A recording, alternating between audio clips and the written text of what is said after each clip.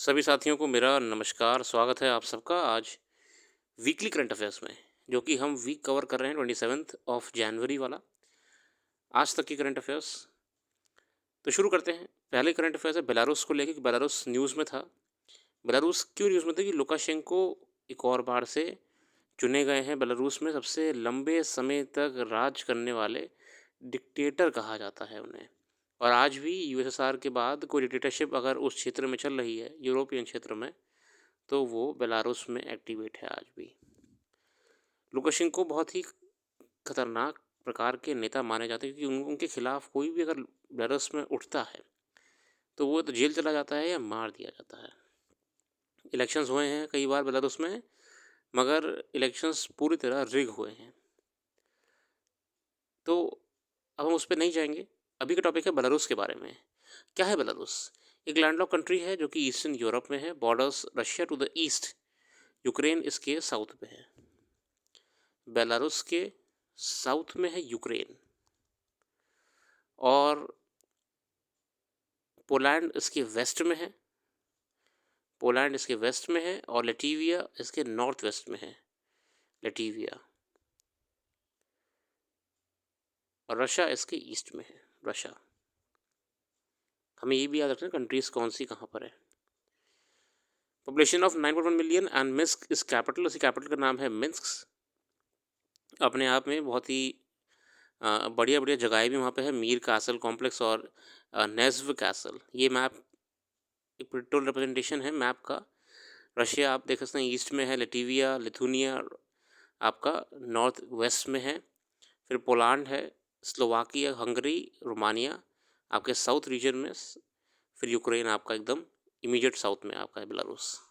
और ये आज का एट प्रेजेंट यूरोपियन रीजन में मौजूद, ईस्टर्न यूरोप में मौजूद एक अकेला डिक्टेटरशिप रजीम माना जाता है। ऑफिशियल लैंग्वेज बेलारूशियन है, रशियन है। करेंसी बेलारूशियन रूबल है। Belarus Lukashenko set to win 7 term, एक अपोजिशन कॉल्स इलेक्शन ऑफ आर्स। और मैंने सबको बताया कि 1994 से लुकाशेंको लंबे समय से राज कर रहे हैं बेलारूस के ऊपर, और तानाशाह यूरोप्स लास्ट डिक्टेटर कहा जाता है इन्हें। और इनके बेलारूस में सबसे ज़्यादा इंटरफेरेंस रशियन इकोनॉमी का देखा जाता है। रशिया से बहुत भारी मात्रा में ये सब्सिडीज़ और तमाम प्रकार की आर्थिक सहयोग रखे हुए हैं, तभी ये अपना कुछ ज़्यादा बेहतर योगदान ना देते हुए देश में, दुनिया में आज भी जिंदा है रशिया पे फाइनेंशियल बैकिंग की वजह से।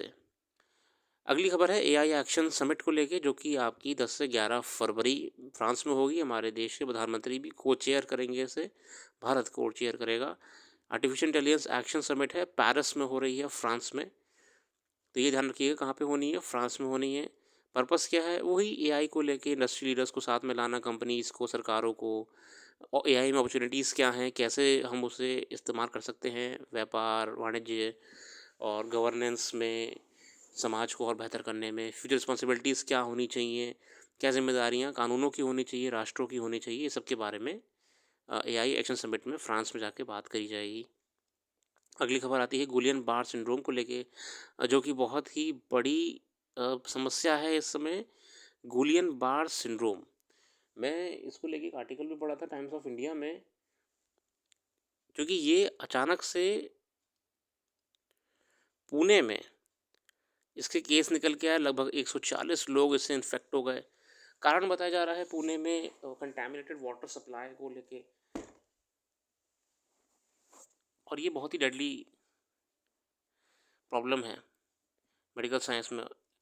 It's a rare neurological disorder where body immune system mistakenly attacks the peripheral nerve system, network of nerves outside the brain and spinal cord. The sudden and unexpected condition can cause varying degree of weakness और tingling sensations। मतलब पूरी body में आपको अजीब सी झंझनाहट सी महसूस होगी, pen महसूस होगा। आपकी बॉडी एक फॉल्स सिग्नल्स भेजेगी पूरी बॉडी में ब्रेन की तरफ, जैसे आपको लगेगा कि मैं बहुत ही कमज़ोर होता जा रहा हूँ, बहुत ही प्रॉब्लम्स जकड़ रही हैं मेरे को, या किसी व्यक्ति को जो इससे ग्रस्त होता है।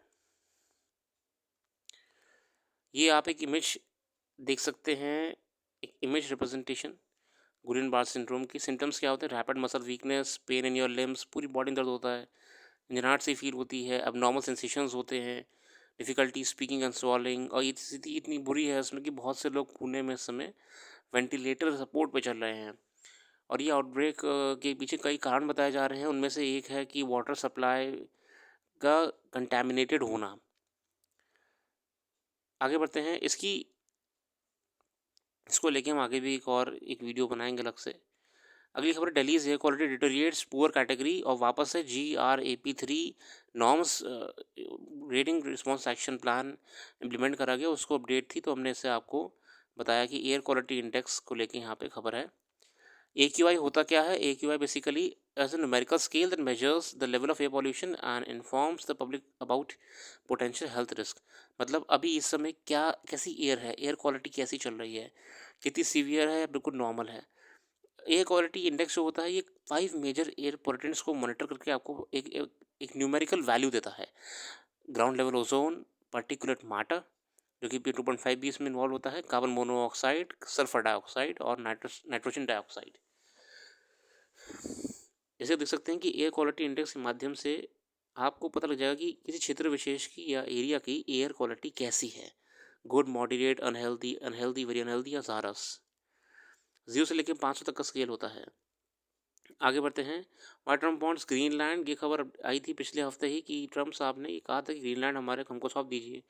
ग्रीनलैंड को लेके क्यों इतने उतावले हो रहे हैं, आइए जानते हैं।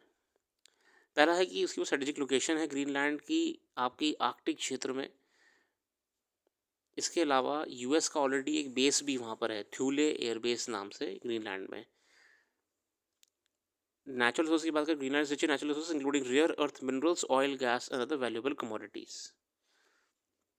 और देखिए आने वाले समय में जैसे जैसे आपका पोलर आइस पिघलेगी तो वो रूट ओपन हो जाएगा ट्रेड के लिए, सी रूट। उससे पहले से डोमिनेट करना चाहता है यूएसए। और इससे पहले भी यूएस कई बार प्रयास कर चुका है, 3 बार प्रयास कर चुका है। एक बार तो ट्रम्प साहब के पुराने कार्यकाल में ही करा था और उससे पहले भी कर चुका है, मगर डेनमार्क ने इसे बहुत विरोध करा है और यूरोपियन इन्फ्लुएंस ने इसे रोकने का प्रयास करा है। साथ में जो ग्रीनलैंड के नेटिव लोग हैं उन्होंने भी कहा है कि we are not for sale. इसके अलावा काउंटरिंग चाइनीज इन्फ्लुएंस, देखिए चाइना का भी ग्रीनलैंड तक इन्फ्लुएंस है। चाइना में ग्रीनलैंड का कई कारोबार भी चल रहे हैं और China has shown interest in investing in Greenland, including plans to build airports and mine rare earth elements. Trump's administration might have been acquiring Greenland as a way to limit China's influence. So China ने proper projects वहाँ पे बनाए हुए हैं, मतलब projects बनाने की planning करी हुई है, मिनरल एक्सट्रैक्शन और एयरपोर्ट इंफ्रास्ट्रक्चर की। कई इकोनॉमिकल इन्वेस्टमेंट थी। इससे पहले कितनी बार प्रयास करा गया है, देखिए 1867 में प्रयास करा गया था। US purchased large territories before like Asia, Alaska and Russia from 1867 and Louisiana from France in 1803। मतलब यूएस ने पहले भी 2 बार कई क्षेत्र खरीदे हैं राष्ट्रों से। अलास्का खरीदा था रशिया से और लुजियाना स्टेट जो समय वहाँ पे यूएस में है फ्रांस से खरीदा था। इससे पहले 2019 में भी ये बात करी गई थी ट्रम्प के द्वारा। थोड़ी सी अपडेट यहाँ पे दी हुई है आपके लिए एक ब्रीफ में कि 1867 में अलास्का के बाद क्या क्या क्यों रुझान आपका उस समय सेक्रेटरी ऑफ स्टेट थे विलियम एस स्यूअर्ट का ग्रीनलैंड पर पड़ा था। इससे पहले 1946 में एक बार हैरी एस ट्रूमन 1946 में प्रयास कर चुके हैं डेनमार्क से। 100 मिलियन डॉलर्स का ऑफर करा था उन्होंने, जो कि डेनमार्क ने रिजेक्ट कर दिया था। आगे बढ़ते हैं, अगली खबर है ग्लेशियर लेक आउटबर्स्ट। ये असल में हिमालयन रीजन में जो बहुत ही सेंसिटिव क्षेत्र होते हैं, ग्लेशियर्स पिघल के जब लेक्स बना देते हैं और कुछ सीज़न में या अत्यधिक बारिश के मौसम में जब ये लेक अपने पानी का लेवल ओवरफ्लो कर देते हैं तो नीचे के क्षेत्रों में, जैसे मान लीजिए कि ये ग्लेशियर है, ग्लेशियर पिघल पिघल के यहीं पे कहीं सेटल होना शुरू हो गया पानी का। ग्लेशियर लेक आउटफ्लो का मतलब है वो अपने आप में इतना बड़ा लेक बन चुका है। कभी बारिश की स्थिति हो जाती है या कभी कोई छोटा मोटा नेचुरल एक्टिविटी होती है, शेकिंग ऑफ अर्थ भी कह सकते हैं, तो ये पानी नीचे के क्षेत्रों के लिए कहर बन जाता है, जो कि हमने लास्ट ईयर सिक्किम में भी देखा था। इसी को लेकर ग्लेशियर लेक सर्वे भी करा गया था गवर्नमेंट के द्वारा कि पता लगाएं कि कौन से ग्लेशियर कितने बड़े हो चुके हैं। The outflow can happen gradually और suddenly depending on the stability of the dam. अब कहीं पे पूरी पूरी डैम भी बनाई हुई हैं। And the volume of water sudden outflows known as the glacier lake outburst floods can be particularly dangerous, और ये बहुत बड़े क्षेत्र को नुकसान पहुंचाने में बहुत सक्षम होते हैं। अगली खबर आती है बाल्टिक सी से। इस बार न्यूज़ में रही थी बाल्टिक सी। बाल्टिक सी के बारे में जाने तो it's brackish inland sea in northern Europe bordered by countries Sweden, Finland, Russia, Estonia, Latvia, Lithuania, Poland and Germany, Denmark. Baltic Sea connect करता है North Sea through its Danish straits and is known for its relatively low salinity due to high influx of fresh water, और यहाँ भारी मात्रा में fresh water आता है। Baltic सी देख सकते हैं यहाँ पे, Baltic Sea, Gulf of Bothnia, Finland, Sweden के बीच में गल्फ ऑफ बोथनिया आता है। गल्फ ऑफ फिनलैंड आपका कहाँ पे आता है? फिनलैंड और एस्टोनिया के बीच में। ये आपको एग्जामिनेशन पॉइंट ऑफ व्यू से मैपिंग में ज़रूरी है। गल्फ ऑफ रीगा कहाँ पे है? गल्फ ऑफ रीगा है आपका लटविया के पास में। इसके अलावा डेनमार्क ये रहा आपका, जो ग्रीनलैंड का मालिक है अपने आप में माना जाता है। मैग्नेटिक पोल शिफ्ट होने की खबर आती है कि मैग्नेटिक पोल जो अर्थ का है वो शिफ्ट हो चुका है। Scientist rated the position of its magnetic north pole, और ये कहाँ चला गया? ये चला गया आपका साइबेरिया की तरफ, रशिया की तरफ जा चुका है। Unlike the geographical north pole which remains fixed, the magnetic pole north pole is determined by Earth's ever-changing magnetic field. Over the past few decades, this movement has been erratic, speeding up dramatically before slowing down recently, leaving scientists puzzled about the underlying causes. Why does the magnetic north move? The geographic north pole or true north is a fixed point at the top of the earth. In contrast, the magnetic north pole is determined by Earth's magnetic field. जो magnetic north पोल होता है ये magnetic field depend करता है। ये move आज से नहीं कर रहा है, ये मूव हमेशा से करता आ रहा है। 1831 में सर जेम्स क्लार्क रॉस ने इसको ढूंढा था, इसे स्टडी करी थी बहुत। अगली खबर आती है एथेनॉल प्राइसिंग को लेके वापस से कैबिनेट कमेटी और इकोनॉमिक अफेयर्स ने अप्रूव करा है revision of ethanol procurement prices for public sector oil marketing companies. अब यहाँ पे हमको याद आता है कि ethanol blended petrol programme Bharat सरकार ने शुरू करा था। Is an initiative by government of India to promote use of ethanol as a biofuel in petrol. ये आप पढ़ लीजिएगा, बहुत ही इंपॉर्टेंट है, एग्जाम के तो बहुत ज़्यादा इंपॉर्टेंट है। एथेनॉल ब्लेंडिंग की तरफ सरकार का रुझान बढ़ता जा रहा है आए दिन, क्योंकि इससे एमिशंस में कमी देखने को मिलती है। फिर खबर आती है पोलर बियर फर को लेके कि पोलर बियर में आपका एक ऑयल पाया जाता है, ग्रीजी ऑयल, जो कि उसे ड्राई रखता है, उससे कोट को। The sebum protects the fur from ice and water and when helps polar bear survive the Arctic. अब ये इंपॉर्टेंट क्यों है? क्योंकि ग्रीजी सब्सटेंस होता है that coats polar bear fur is made of cholesterol, fatty acid and diglycerides. Anti-icing, the sebum creates a barrier that prevents ice from sticking to the fur। और ये एक बहुत ही अपने आप में यूनिक चीज़ है कि पोलर बियर को प्रोटेक्ट रखता है ये ऑयल, वाटर प्रूफ रखता है, ड्राई रखता है। Freezing delay, the sebum helps delay the freezing of water on the fur। Washing polar bear fur removes the sebum, making it similar to human hair, which ice sticks to it easily। ये news में था आपका polar bear के फर को लेके। Sebum पाया जाता है पोलर बियर के फर में, इसको साइंटिस्ट सब स्टडी कर रहे हैं कि अगर हम इसे भी एक्सट्रैक्ट करने का प्रयास करें तो हम बहुत प्रकार से इसे मेडिसिनली यूज़ कर सकते हैं। अगर इंडिया ने ऐड करी है 4 न्यू रामसार साइट्स, जो कि आपके लिए GS पेपर 3 और GS पेपर 1 के संदर्भ में इंपॉर्टेंट रहने वाला है। बाकी बहुत सारे को पता ही होगा रामसार साइट का, रामसार कन्वेंशन क्या है। ये बेसिकली ईरान की जगह के ऊपर नाम रखा गया। इसमें 1971 में ट्रीटी साइन करी गई थी कि वेटलैंड्स को प्रोटेक्ट करा जाएगा ग्लोबली।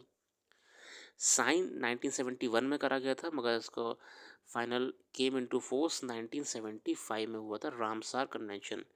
ये आप याद रखिएगा, रामसार कन्वेंशन 1971 में साइन करा गया था और 1975 में ये एक्टिवेट हुआ था।